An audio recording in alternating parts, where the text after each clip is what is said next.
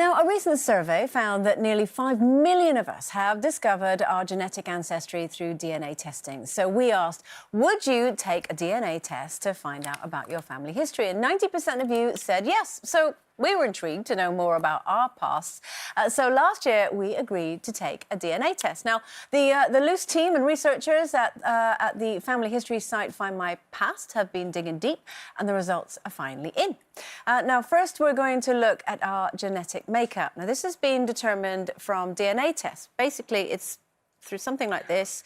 You send off a little swab, normally inside of your mouth, and send them off. Now, Kay, you have got Nadia's results. So we don't know. We're literally hearing this for the first time. I do. You've got Nadia's. I'm a bit nervous. Remember getting that snot? Do you? I don't know, but you keep walking around this morning looking a bit full of yourself. Like you've got information on me. What's new?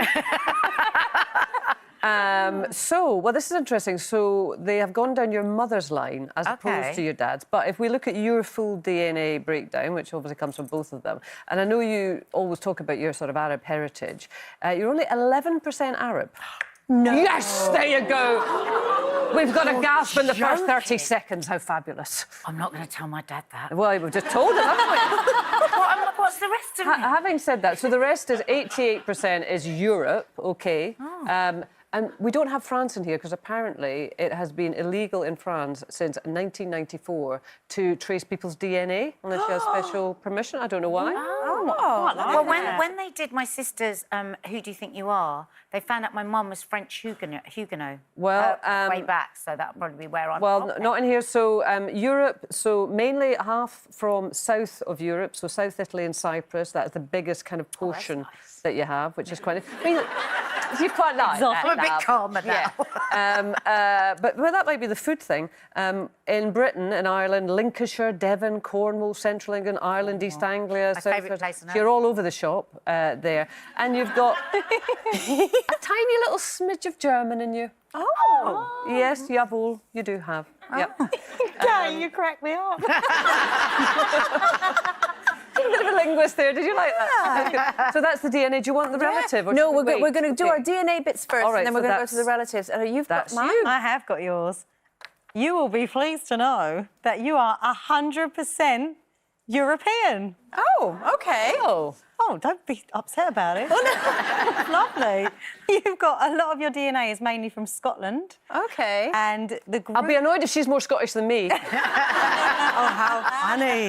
Better not have that.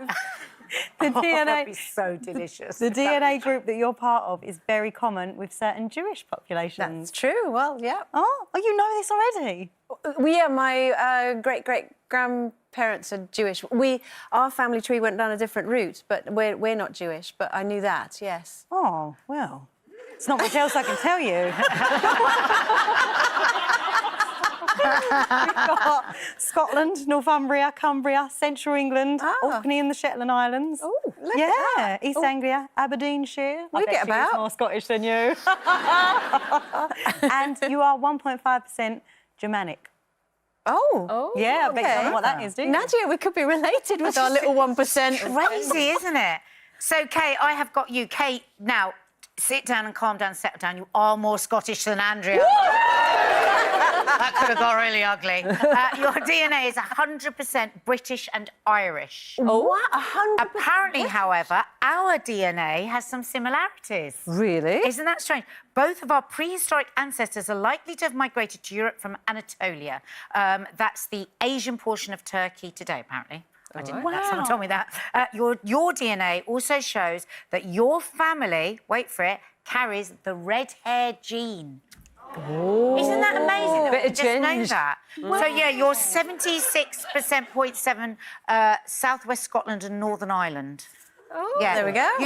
You've got no German. You've got 4.2% Northwest Scotland. I'm trying to find something. So, but nothing more exotic than that. No, I'm looking. I mean, I wanted to be more Scottish than her, but I didn't want to be that Scottish.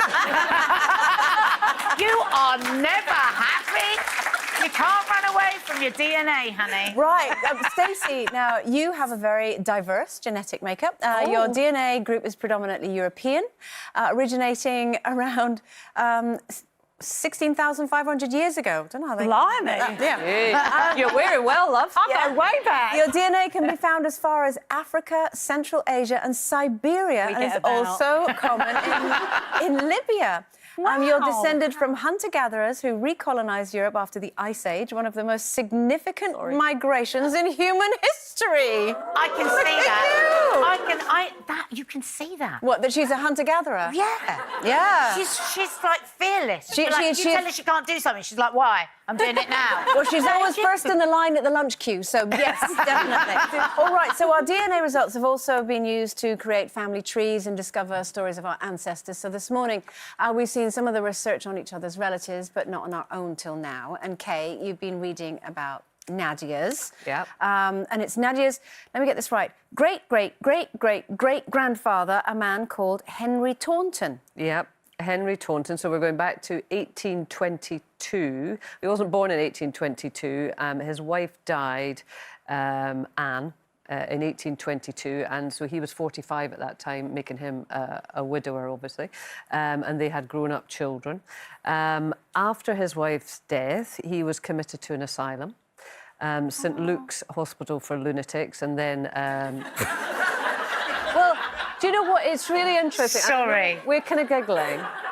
No, but that would have been... No, but it's just... No, I'm sorry. Okay. How many times in one day am I called a lunatic? I mean, I know that it's a serious thing, and I felt emotional for one moment, then I couldn't help see the connection. No, I know, but think of the sort of current conversation we have about mental health. Yeah. Mental health. Whereas, you know, you're going back that far, but you don't have to go back that far. In that, you know, people were just absolutely It could have just been written in off. abject grief. Absolutely. And he would have been Absolutely. put away, Yeah. maybe till the end of his days. And I mean, the conditions were absolutely horrific in that. You know, placed in cells, you know, straw on wooden bedsteads.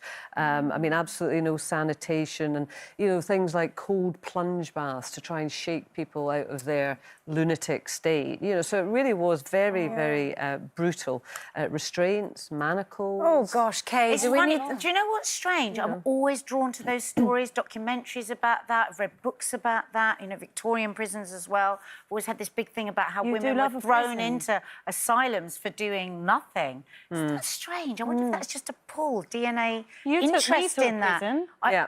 I did. You did. And I was fascinated. I was being fascinated by it and how people survive it. Yeah. Isn't that interesting? Mark's always said to me, "There's something in your past connected to that." Well, Because there I've you go, always it's been Henry so- Taunton. Isn't that fascinating?